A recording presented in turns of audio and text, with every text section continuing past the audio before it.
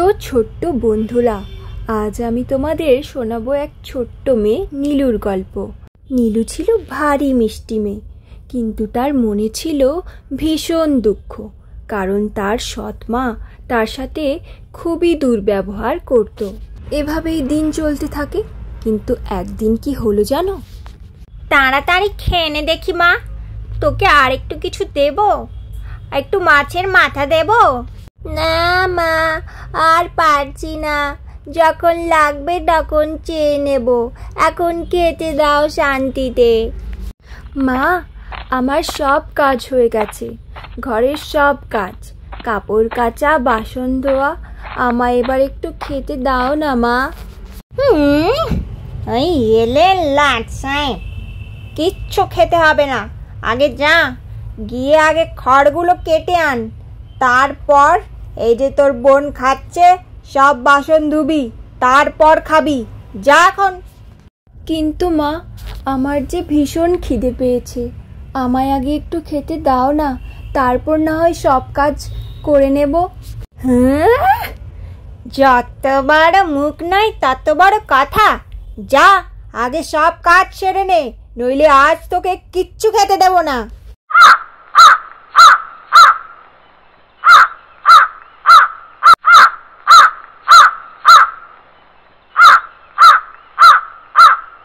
আমি সারাদিন ধরে এত কাজ করলাম, আর মা আমায় শুধু শুকনো ভাত আর জল খেতে দিল। আর বোনকে তো কত ভালো মন্দ খেতে দেয়।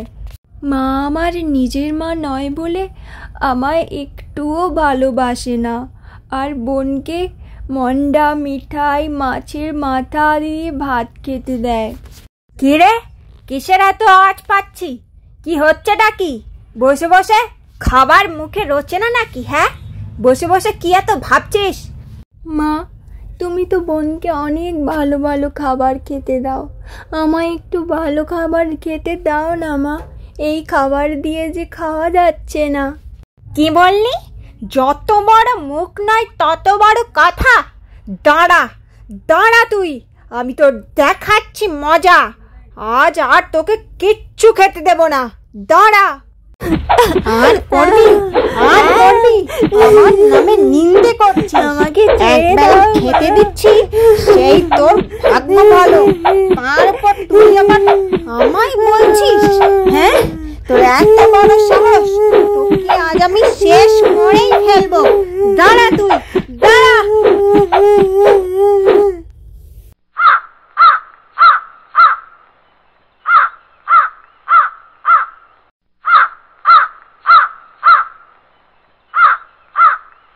মা গো, তুমি কোথায় মা? সৎ মা আমাকে একটুও ভালোবাসে না, আমায় একটুও খেতে দেয় না। মা গো, তুমি চলে এসো আমার কাছে, তুমি ফিরে এসো মা। এই হতচ্ছাড়ি মেয়েটাকে আমি যতই খেতে দিই না কেন, তার মন কিছুতেই ভরে না। আমার মাথা খেয়ে নিলে একেবারে।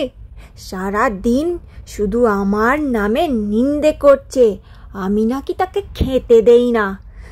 দিন দিন কাঁড়ি কাঁড়ি গিলছে, তাও সইছে না। এর একটা ব্যবস্থা আমায় করতেই হবে।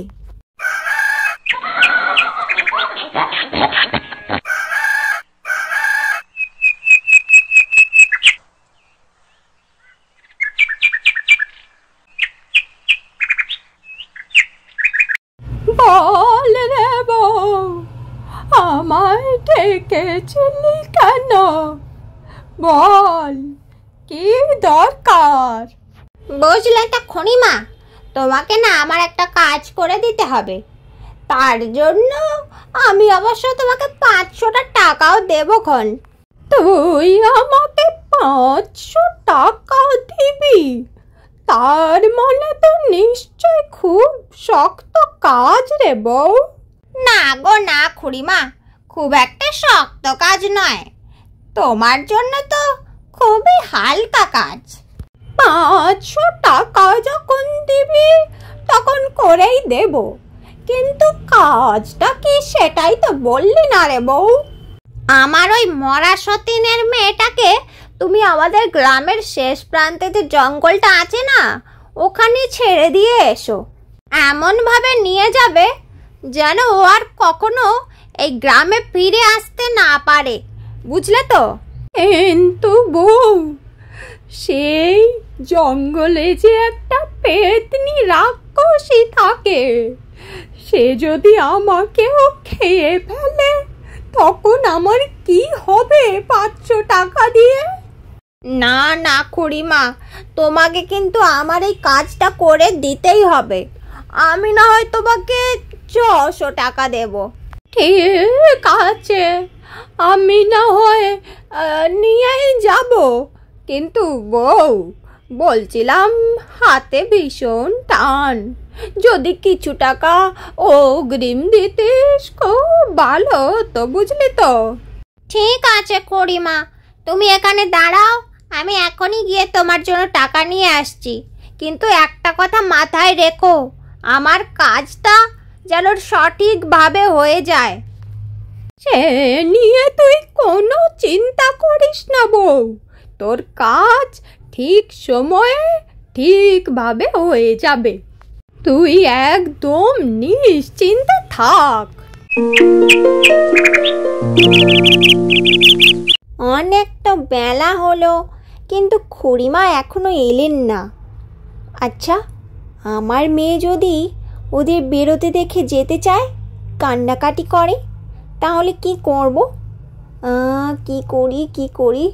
এক কাজ করি, আমার মেয়েকে এখন দূরে কোথাও একটা যেতে বলি। হ্যাঁ, এটাই ঠিক হবে। মারে, এই মা, কোথায় গেলি? একটু আয় না মা এদিকে। মা, আমায় ডাকছো কেন? বলো, কি দরকার? বলছিলাম মা, আমার একটা কাজ করে দিবি বাছা। কি কাজ মা? বলো, নিশ্চয়ই করে দেব। আমি জানতাম, আমার সোনা মেয়ে। জানা রে মা, ওই সামনের দোকানটা থেকে একটু চিনি নিয়ে আয় না মা।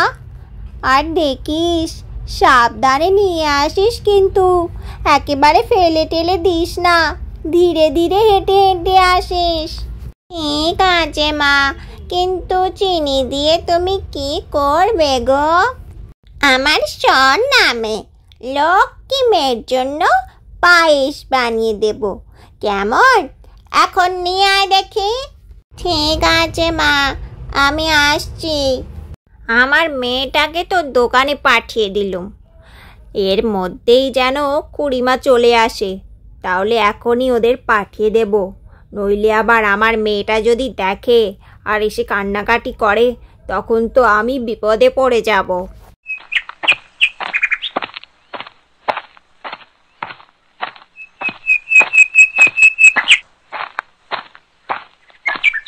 বউ, আমি এসে গেছি, তোর সতীনের মেয়ে কোথায়? তুমি দাঁড়াও, আমি ওকে ডাকছি। নীলু, আয় নীলু, একটু এদিকে আয়।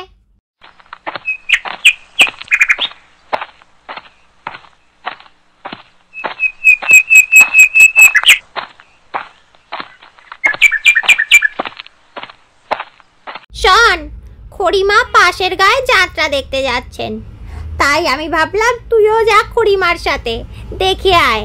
যাত্রা দেখলে তোরও ভালো লাগবে।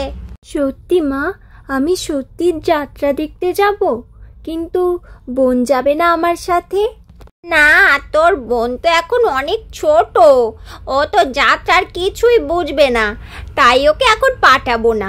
ও যখন বড় হবে তখন ওকেও পাঠাবো। এখন তুই যা খুড়িমার সাথে, যাত্রা দেখে আয়। প্রথমবার দেখবি, তোর কেমন লাগবে, খুব ভালো লাগবে, দেখিস। ঠিক আছে মা, আমি তাহলে একাই যাচ্ছি যাত্রা দেখতে। আমার খুব মজা হচ্ছে, কি মজা কি মজা, আমি যাত্রা দেখব। বুড়ি ঠাকুমা, বলছিলাম আর কত দূর গো? এখানে যে কোনো লোকজন নেই, আমার না খুব ভয় করছে, সব কেমন যেন নিস্তব্ধ। আরে বাবা, এত অধৈর্য হলে চলে নাকি? আর একটু সামনে গেলেই দেখবি কত লোকজন আসছে যাত্রা দেখতে। এখন চল দেখি পা চালিয়ে। বুড়ি ঠাকুমা গো, আমি না আর চলতে পারছি না। আমার পায়ে ভীষণ ব্যথা করছে আর বড্ড খিদেও পেয়েছে। আর পারছি না, আর কত দূর। আরে বাবা, এসেই গেছি। ওই যে দেখ, সামনে একটা কুটির দেখা যায়, ওখানেই চল। তুই ওখানে গিয়েই খেয়ে নিবি, ঠিক আছে? যা দেখি, ওই যে দূরে কুটিরটা দেখতে পাচ্ছিস, ওখানেই চলে যা। ওখানে গিয়ে কিছু খেয়ে নে। আমি একা কেন যাব বুড়ি ঠাকুমা? তুমিও চলো আমার সাথে। না রে, আমি কোথাও যাব না, তুই একাই যাবি। আজ থেকে তুই এই জঙ্গলের কুটিরেই থাকবি, এমনটাই তোর সৎ মায়ের আদেশ। তুই থাক এখানে, আমি চলি।